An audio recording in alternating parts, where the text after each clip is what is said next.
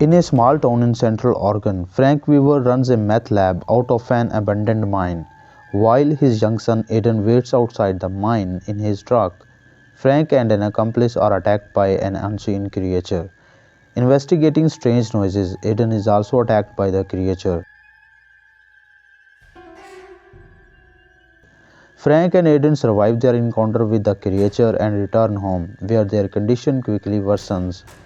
Frank sets up a locked room and demands that no matter what, Aiden's older brother Lucas keeps them locked inside. 3 weeks later, Lucas spends his time roaming the town collecting roadkill and killing small animals before taking them home. Lucas' teacher Julia Meadows is alarmed by Lucas' strange behavior and frightening drawings and attempts to bond with the troubled boy. She begins to suspect that Lucas is being abused and becomes determined to help him, spurred on her own experience of childhood abuse at the hand of her mentally ill alcoholic father. Since her father's recent suicide, she returned to the town to be with her brother Paul, who is the local sheriff, and whom she feels guilty about abandoning when she was younger. Despite concern from Paul and dismissive comments from school principal Alan Booth, Julia persists in her investigation into Lucas, eventually visiting his rundown home and hearing strange sounds. Half of the remains of Frank's accomplice are found in the woods by former Sheriff Warren Stokes, alarming Paul and his fellow officer Dan LeCroy. Lucas is keeping his now sickly and ravenous father and brother locked in the room and feeding them with the animal carcasses he retrieves. Julia's concerns about Lucas persist and she pressures Alan, the principal, into paying his father Frank a visit. Paul and Warren discover the other part of the Frank's accomplice in the mine along with the part of an antler. Alan visits the Weaver house and discovers the room where Frank and Aiden are locked up, which she unlocks and enters.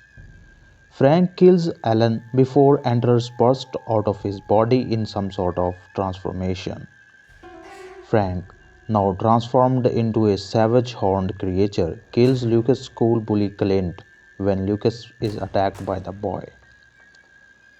A terrified Lucas flees to the home, where he discovers both his father and brother gone. Alan is reported missing, and suspecting something is wrong, Julia visits the Weaver house, where she finds Alan's car. The police arrive at the house and discover Alan's body along with Frank's, which is now a charred husk. Aiden is nowhere to be found. Lucas is taken to the hospital where Julia and Paul are told he was abused. Julia decides to let Lucas stay with her despite Paul's concerns. The next day, while Lucas recovers in the hospital, Julia and Paul pay Warren Stokes, a local Native American, a visit and show him Lucas' drawings.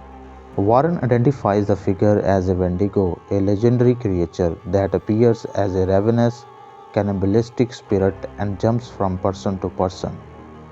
It can only be killed when it is weakest, as it is feeding. Clint's body is discovered that night with injuries suggesting Warren's legend about the Wendigo is real. Lucas is discharged from the hospital and informed by Julia that Frank is dead. Lucas tells her she is wrong and that Frank is coming for him, to take him down to the mine to be with Aiden. The transformed Frank uses Aiden to lure Dan, the deputy, into the shed outside Julia's house and kill him.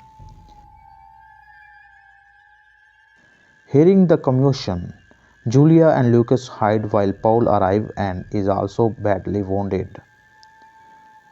Lucas escapes to the mine while Julia retrieves Paul. The pair travel to the mine. Julia enters armed with a pistol. Inside, she discovers Lucas and Aiden and sees that Frank has indeed become a Wendigo, currently feasting on a dead bear.